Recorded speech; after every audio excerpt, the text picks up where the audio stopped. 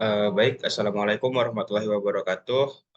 Saya Rio Anugrah Utama dengan NIM 210600032. Pada kesempatan kali ini, saya akan mencoba membuat tugas dari mata kuliah teori ekonomi makro 2 yang diampu oleh Bapak Alfon Satrianto. Pada kesempatan kali ini, saya akan menjelas mengenai eh, modul makroekonomi MANQ mengenai bab ke-9, yaitu pengantar fluktuasi ekonomi. Langsung saja ke poin yang pertama, yaitu mengenai siklus bisnis. Fluktuasi jangka pendek dalam output dan kesempatan kerja ataupun employment disebut siklus bisnis. Jadi simpelnya, siklus bisnis dapat didefinisikan sebagai fluktuasi jangka pendek dalam output dan kesempatan kerja. Jadi terdapat fluktuasi ataupun naik turunnya output dan juga kesempatan kerja dalam jangka pendek. Pada bab sebelumnya, kita mengembangkan teori-teori untuk menjelaskan bagaimana perekonomian bergerak dalam jangka panjang. Sekarang kita akan mencoba memahami bagaimana perekonomian bergerak dalam jangka pendek. GDP atau Gross Domestic Product dan komponen-komponennya.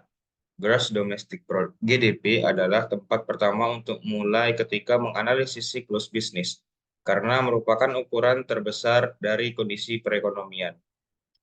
Biro Penelitian Ekonomi Nasional atau NBER adalah penentu resmi di Amerika Serikat apakah perekonomian mengalami resesi. Resesi bisa didefinisikan oleh suatu periode di mana ada dua penurunan berturutan pada GDP real.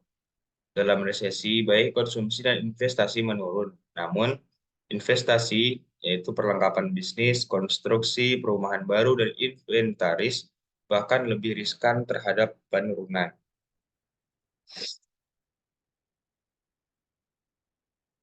Kemudian, mengenai hukum Okun. Dalam resesi, pengangguran meningkat. Hubungan negatif, ataupun bila yang satu naik, maka yang lainnya akan turun. Antara pengangguran dan GDP ini disebut hukum Okun, atau Okun's Law. Dari Arthur Okun, ekonom yang pertama mempelajarinya. Secara ringkas, ini didefinisikan sebagai perubahan presentasi GDP real, yaitu 3,5% dikurangi 2 dikali dengan perubahan tingkat pengangguran.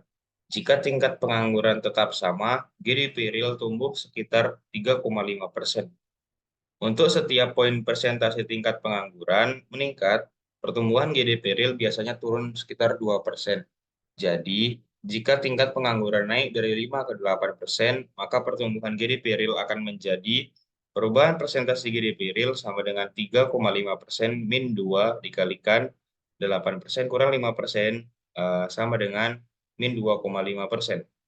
Dalam kasus ini, GDP akan turun 2,5%, mengindikasikan bahwa perekonomian sedang mengalami resesi. Kemudian indikator ekonomi utama. Banyak ekonom dalam bisnis dan pemerintah memiliki peran meramalkan fluktuasi jangka pendek perekonomian. Salah satu cara yang para ekonom gunakan untuk meramal adalah melihat pada indikator utama atau leading indicators. Tiap bulan, Conference Board, sebuah kelompok riset ekonomi swasta, mengumumkan indeks dari indikator-indikator ekonomi utama yang terdiri dari 10 seri data.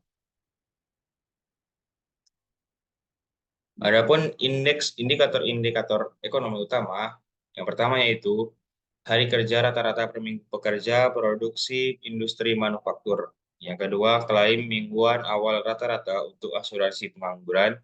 Yang ketiga, pesanan baru barang konsumen dan material disesuaikan untuk inflasi. Yang keempat, pesanan baru barang modal non-pertahanan. Yang kelima, kinerja produsen. Yang keenam, pemberian izin gedung baru. Yang ketujuh, indeks harga saham. Yang kedelapan, jumlah uang beredar yang disesuaikan untuk inflasi. Yang kesembilan, penyebaran tingkat bunga, yaitu sebaran hasil antara surat utang berjangka 10 tahun dan surat utang berjangka 10 tahun, 3 bulan. Dan yang ke-10, indeks harapan konsumen.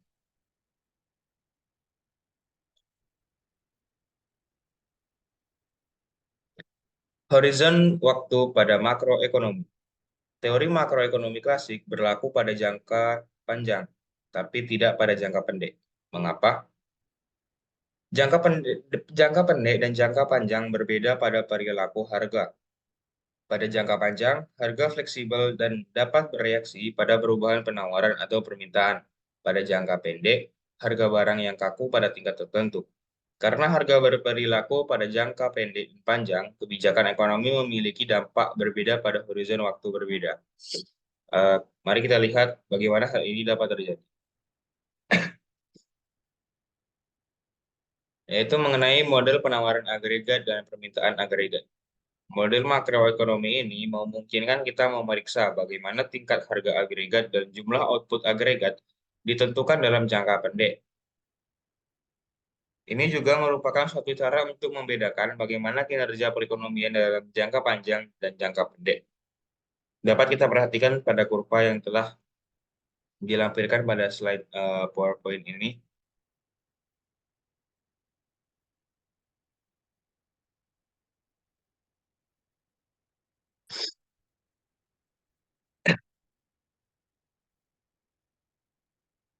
Kemudian mengenai permintaan agregat ataupun aggregate demand yang disingkat dengan AD adalah hubungan antara jumlah output diminta dan tingkat harga agregat.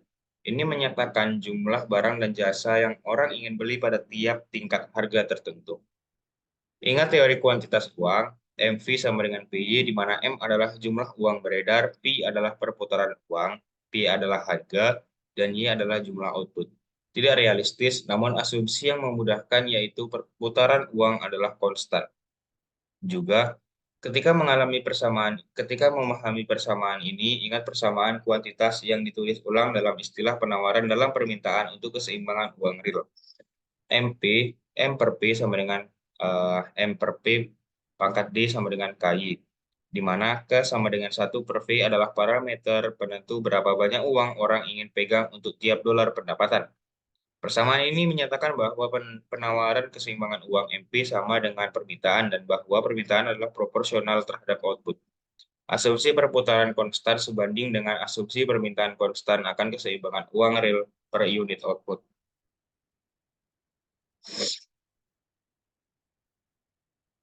Kurva permintaan agregat.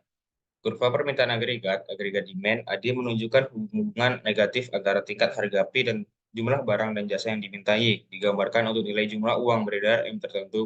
Kurva ini miring ke bawah semakin tinggi harga P, semakin rendah tingkat keseimbangan real M per P, dan karenanya semakin rendah jumlah barang dan jasa yang dimintai. Berdasarkan kurva ini dapat terlihat bahwa garis kurvanya memiliki sudut yang negatif, yaitu ketika tingkat harga semakin tinggi, maka output yang dihasilkan akan semakin kecil. Seiring tingkat harga menurun, kita bergerak ke bawah sepanjang kurva AD. Ya, perubahan pada M atau V akan menggeser kurva AD. Ingat permintaan output real bervariasi berbanding terbalik dengan tingkat harga. Ketika Y meningkat, maka MV per P akan turun. Mengapa kurva permintaan agregat miring ke bawah? Pikirkan tentang penawaran dan permintaan keseimbangan uang real. Jika output lebih tinggi, orang terlibat transaksi lebih banyak dan butuh keseimbangan real. M per P lebih tinggi. Untuk jumlah uang beredar M tetap, keseimbangan real lebih tinggi berdampak tingkat harga lebih rendah. Sebaliknya, jika harga lebih rendah, keseimbangan uang real lebih tinggi. Tingkat keseimbangan real lebih tinggi memungkinkan volume transaksi yang lebih besar, yang berarti jumlah output yang diminta lebih besar. Lebih banyak tentang kurva permintaan agregat. Kurva permintaan agregat digambarkan untuk nilai tertentu dari jumlah uang yang beredar. Dengan kata lain, ini menyatakan kombinasi-kombinasi yang mungkin dari P dan Y untuk nilai M tertentu. Jika bank sentral mengubah jumlah uang beredar, maka kombinasi yang mungkin dari P dan Y berubah, yang berarti kurva permintaan agregat bergeser.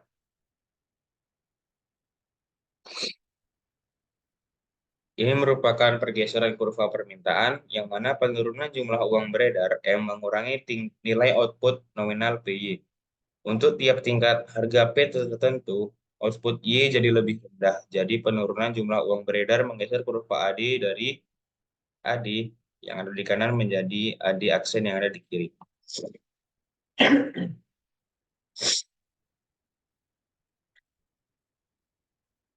Peningkatan jumlah uang beredar M meningkatkan nilai output nominal PY. Untuk tiap tingkat harga P tertentu, output Y jadi lebih tinggi, jadi peningkatan jumlah uang beredar menggeser kurva AD keluar dari AD ke AD aksen, yang mana garis kurva bergeser ke kanan yang berbalik dari sebelumnya. Eh, Singkatnya, jika jumlah uang yang beredar meningkat, maka kurva AD akan bergeser ke kanan. Sebaliknya, jika jumlah uang yang beredar diturunkan, maka kurva AD akan bergeser ke kiri. Kemudian penawaran agregat atau agregat supply yang disingkat dengan AS adalah hubungan antara jumlah barang dan jasa yang ditawarkan dan tingkat harga. Karena perusahaan yang menawarkan barang dan jasa memiliki harga fleksibel dalam jangka panjang, tapi harga kaku dalam jangka pendek, hubungan-hubungan pada penawaran agregat bergantung pada horizon waktu. Ada dua kurva penawaran agregat berbeda, kurva penawaran agregat jangka panjang atau long run aggregate supply curve LRAS dan kurva penawaran agregat jangka pendek atau short run aggregate supply curve atau SRAS. Kita juga harus mendiskusikan bagaimana perekonomian membuat transisi dari jangka pendek ke jangka panjang. Tapi pertama-tama, kita buat kurva penawaran jangka panjang atau LRAS.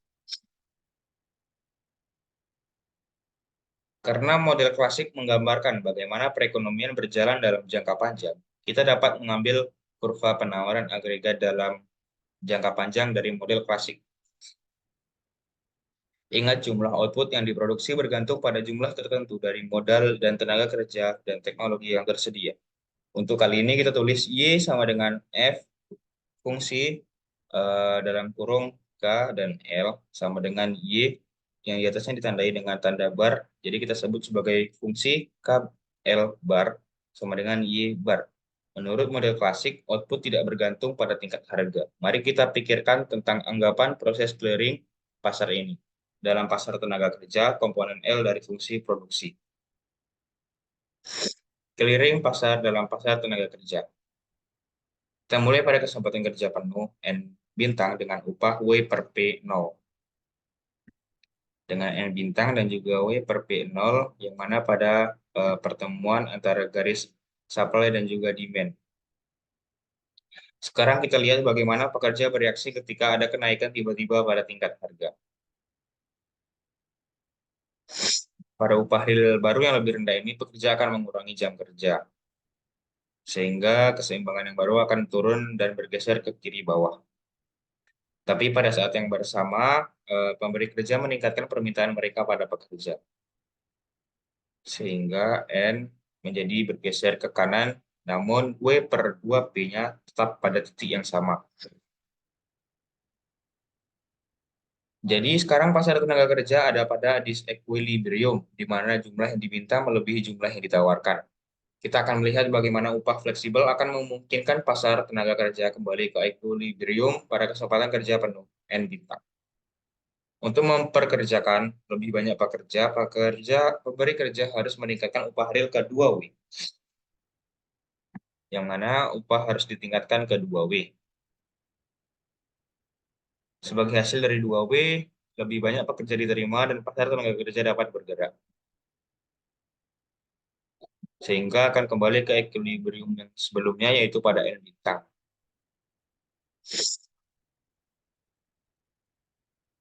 Mekanisme yang baru telah membantu kita membentuk kurva penawaran jangka panjang. Kurva vertikal menyatakan bahwa perubahan harga tidak akan berdampak lama pada kesempatan kerja penuh.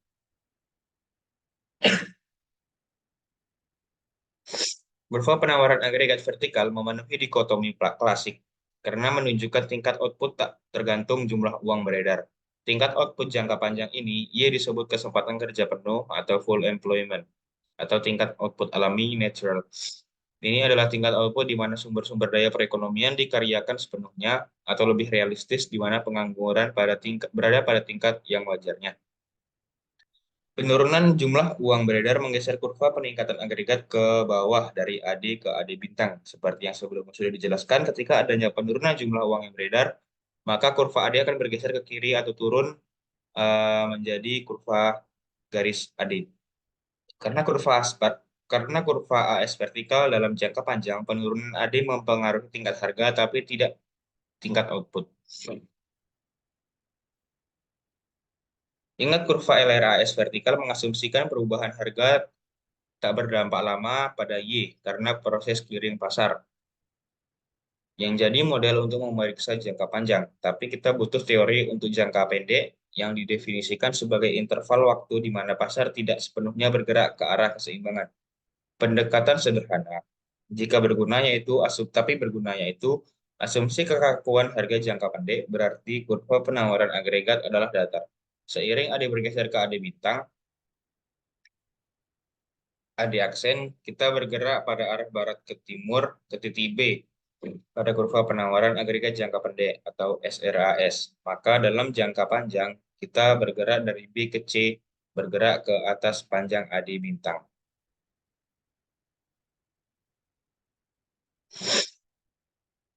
Equilibrium jangka panjang. Dalam jangka panjang, perekonomian ada pada perpotongan kurva penawaran agregat jangka panjang dan kurva permintaan agregat. Karena harga-harga telah disesuaikan pada tingkat ini, SRAS memotong titik ini pula.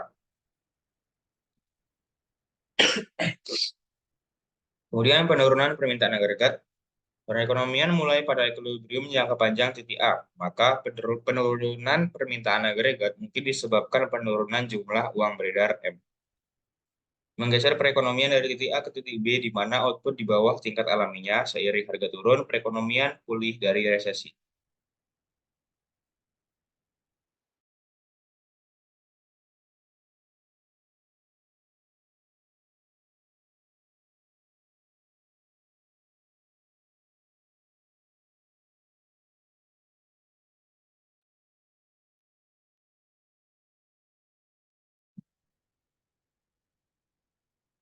Kemudian mengenai kebijakan stabilisasi, perubahan eksogen pada penawaran atau permintaan agregat disebut guncangan atau shocks. Guncangan yang mempengaruhi penawaran agregat disebut penawaran supply, guncangan penawaran atau supply shocks. Guncangan yang mempengaruhi permintaan agregat disebut guncangan permintaan atau demand shock. Guncangan-guncangan ini mengganggu perekonomian, mendorong output, dan mengganggu dan pengangguran menjauh dari tingkat alaminya. Satu tujuan dari model penawaran permintaan agregat adalah untuk membantu menjelaskan bagaimana guncangan menyebabkan fluktuasi ekonomi memakai istilah kebijakan stabilisasi atau stabilization policy. Merujuk pada aksi kebijakan yang diambil untuk mengurangi tekanan fluktuasi ekonomi jangka pendek. Kebijakan stabilisasi mencoba memperkecil siklus bisnis dengan menanam output dan kesempatan kerja yang sedekat mungkin dengan tingkat alaminya. Model pada bab ini adalah versi lebih sederhana dari model yang akan kita lihat pada bab berikutnya.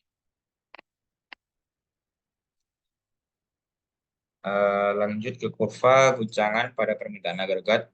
Perekonomian mulai dalam equilibrium jangka panjang di titik A, yaitu pada titik yang A. Kenaikan permintaan agregat akibat peningkatan perputaran uang menggerakkan perekonomian dari titik A ke titik B. Dari A berpindah ke titik B, di mana output di atas tingkat alaminya. Seiring harga naik, output berangsur-angsur kembali ke tingkat alaminya, dan perekonomian bergerak dari titik B ke titik C. Dari titik B ke titik C. Yang mana B merupakan jangka pendek, sedangkan C merupakan long run atau jangka panjang. Kemudian guncangan pada penawaran agregat. Guncangan penawaran yang membentuk meningkatkan biaya dan harga jika ada dipertahankan konstan. Perekonomian bergerak dari titik A ke titik B, mengarah pada stagflasi kombinasi kenaikan harga dan penurunan tingkat output. Akhirnya, seiring harga turun, perekonomian kembali ke tingkat alami pada titik A. Mengakomodasi guncangan penawaran yang memperburuk. Menanggapi guncangan penawaran yang memperburuk, bank sentral bisa meningkatkan permintaan agregat untuk mencegah penurunan output. Perekonomian bergerak dari titik A ke titik B. Biaya dari kebijakan ini adalah tingkat harga yang lebih tinggi secara permanen.